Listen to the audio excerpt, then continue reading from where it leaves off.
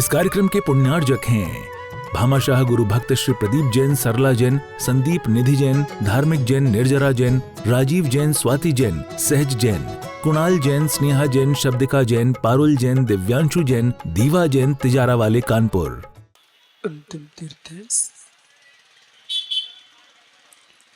और स्वामी के शासन में हम सही भ्रष्ट तीर्थंकर जिनेन्द्र की पीयूष देशना जनेन्द्र वाणी मनुष्यों जगत कल्याणी हम ये सर्वज्ञ शासन नमोस्तु शासन जयवंतो वितराग श्रवण संस्कृति भगवत अरहत परमेश्वर तीर्थंकर दिनेश्वर देव ने विश्व वसुंधरा को वस्तु की वस्तुत्व का सत्याद्भुत प्रदान किया है। आत्मशुद्धि, आत्मशोधन,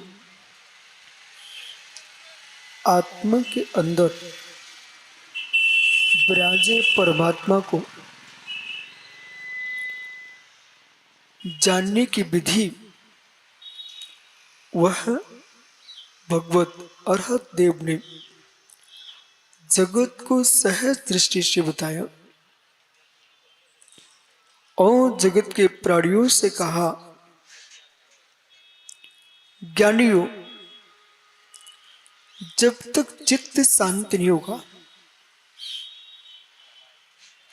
तब तक आपको संसार की विभूति असंभव है।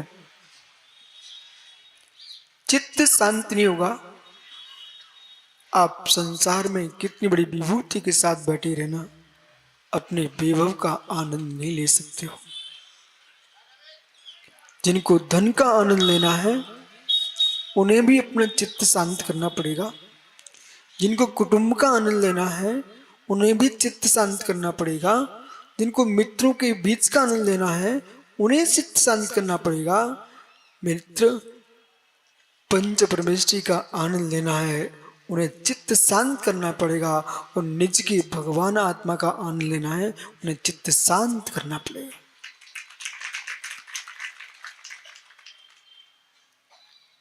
एक पुरुष के सामने 56 प्रकार के मिठाई या व्यंजन रखे हुए हैं और उसके मस्तिष्क में चल रहा है कि मुझे करोड़पति बनना है।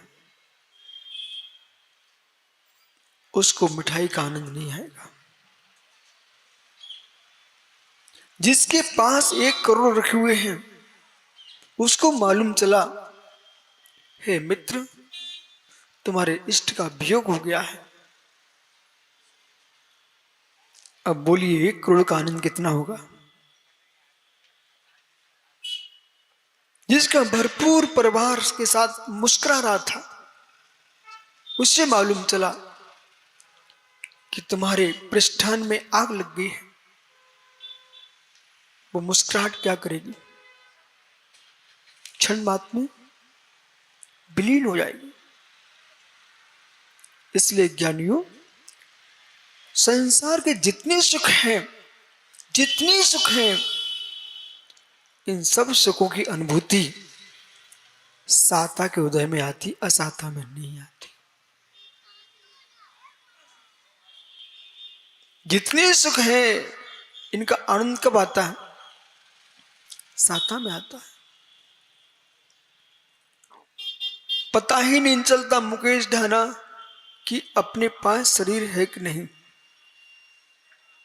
मालूम ही नहीं चलता भैया मैं शरीर में हूं कि नहीं। यदि शरीर में कहीं दर्द नहीं है तो किसी को मालूम नहीं है कि मैं शरीर में हूं कि नहीं। कितनी दुबला पतला आदमी हो, चाहे बंगला जैसा मोटा आदमी हो, शरीर में अगुर नाम कर्म का उदय है। आत्मा में अपना शरीर किसी को वजनदार नहीं लगता। मित्र, साता का उदय है जब तक तुम्हारे पास स्वयं के शरीर में मैं हूं कि नहीं, वो असाता का उदय आ जाए, एक छोटी सी फुंसी हो जाए, आपको मालूम चल जाएगा शरीर भी है। फुंसी के होने पर शरीर का बोध होता है ज्ञानियों, दुख के आने पर आपको सुख का बोध होता है, संसार के दुख के आने पर संसार के सुख का बोध होता है। ऐसे जीव को संसार का सुख दुख महसूस होने लगे तो आत्मा के सुख का बोध होता है। आत्मा के सुख का बोध चाहिए है तो संसार के सुखों में दुख दिखाई देना पड़ेगा, तभी आत्मा का सुख संभव है। और जिन जीवों को संसार के सुखों में दुख ही महसूस नहीं होता है, उन जीवों को कभी भी मित्र, कभी भी वैराग्य नहीं हो सकता, कभी वैराग्य नहीं हो सकता। वैराग्य मात्र उनको होगा जिनको संसार के सुखों में दुख के दर्शन प्रारंभ हो जाए। दुख में वाह, दुख में वाह। जब तक कोई घटना का सूचना चक्र नहीं मिलता, आदमी शांति से मजा मस्ती कर रहा है, और जैसी बोध है कि ऐसी घटना घटने वाली है, तुरंत अपने आप में सजग होता है। ऐसे मित्र मैं आपको बताऊं, काल चक्र है, रिष्ट है, जिसमें व्यक्ति की आयु के बारे में लिखा रहता है कि 2 दिन जीने वाला है, कि 3 दिन जीने वाला है, कि 1 महीने में चला जाएगा, कि 1 वर्ष में चला जाएगा, कि मित्र 6 महीने में जाएगा। सारे का सारा लिखा रखा है आगम में। जब सूचना मिल रही है तो सावधानी बरतना चाहिए कि नहीं बरतना चाहिए? दाऊ, सूचना मिलने लग जाए तो सावधानी बरतना चाहिए कि नहीं बरतना चाहिए? सावधानी बरतना चाहिए। समझ में आने लगा कि अब शरीर साथ देना बंद कर रहा है और रुग्णता घेर रही है, बार बार मन अशांत हो रहा है। मित्र, समझ जाना चाहिए जीवन शांति का समय आ रहा है। जीवन शांति का यदि समय आ रहा है तो अशांत मन को शांत कर लीजिए, इसी का नाम समाधि है। कितने वृद्ध यहां विराजते हैं, युवा बैठे हो चाहे बाल हो, बेटा सभी को समझना है, सभी को समझना है। मरण का काल समाधि नहीं होता, मरण का काल समाधि नहीं होता, सावधानी का काल समाधि होता। उस सावधानी पूर्वक जो प्राणों का वियोग होता है उसका नाम सिकर भैया समाधि मरण होता है। उस समाधि मरण जो है, यदि वो हम चाहते हैं तो सावधानी कितनी बड़ी होना चाहिए। सबसे पहले जीवन में आना चाहिए आपके पास शांत चित्ता, संवेग भाव के बाद शांत, सामायिक में शांति, सामायिक में शांति, साधना में शांति, आराधना में शांति, पूजा पाठ में शांति, जप में शांति। मुकेश भैया, कुछ जीव ऐसे हैं घर में शांत रहते, मंदिर में शांत हो जाते, जबकि होना चाहिए था क्या, घर की अशांति मिटाने के लिए हम मंदिर में आए हैं। वो मंदिर में अशांत थी। कुछ लोग मंदिर में शांत रहते पर मन में अशांत रहते। ओहो, मन में अशांत। बोले मंदिर में क्यों आए थे? मन में शांति के लिए। अब मन ही अशांत है तो मंदिर क्या करेगा? इसलिए जितनी आयतन है ये आपको शांत रहने के लिए है। भगवान से मिलना चाहिए, भगवान की भक्ति की क्रिया से नहीं मिलना चाहिए। बड़े संभल के सुनना है ना। भगवान से मिलना चाहिए, भगवान के भक्तों की क्रिया से नहीं मिलना चाहिए। पुनः कहता हूं, क्योंकि मेरा उद्देश्य इतने भव्य जीव, इस सागर सिटी विश्व के धरातल पर इसका नाम है, बुंदेलखंड के प्राण हृदय है ये। मित्र, यहाँ की समाज की चर्चा आज से नहीं मित्र, आचाश्री से नहीं, वर्णी जी से नहीं, ये लोग तो बाद में आए हैं। इसके पहले से बड़े बड़े ज्ञानी लोग इस नगर में हो चुके। धर्म सागर जैसे आचार्य यहाँ चातुर्मास कर गए। आचार्य विद्यासागर महाराज जी कितने बार यहाँ आ चुके, विराग सागर महाराज जी कितने बार आ चुके, बड़े बड़े आचार्य देवनंदी यहाँ चातुर्मास कर गए। मित्र, कितने बड़े बड़े आचार्य मुनि आ गए, लेकिन ये सब हमारे आराध्य हैं।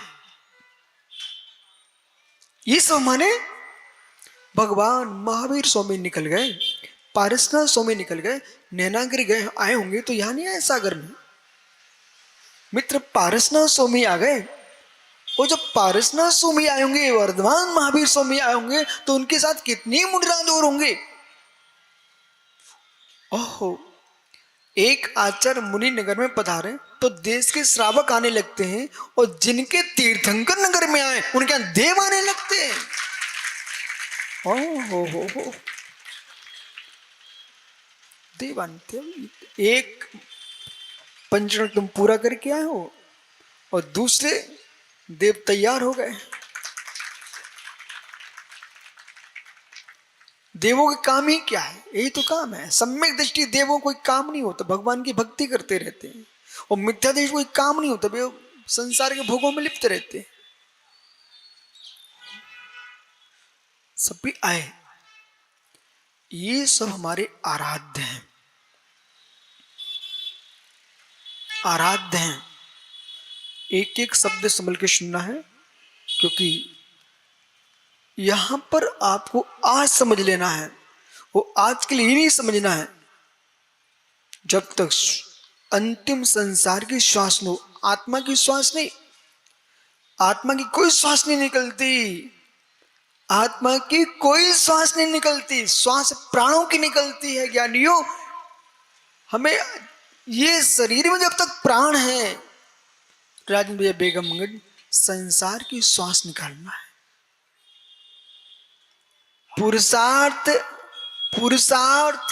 अपनी श्वासों को निकालने का नहीं करना चाहिए कि बैठे भगवान मेरी जल्दी श्वास से निकल जाए, भगवान मेरी जल्दी श्वास। पागल आदमी है क्या कि जल्दी श्वास से निकल जाए?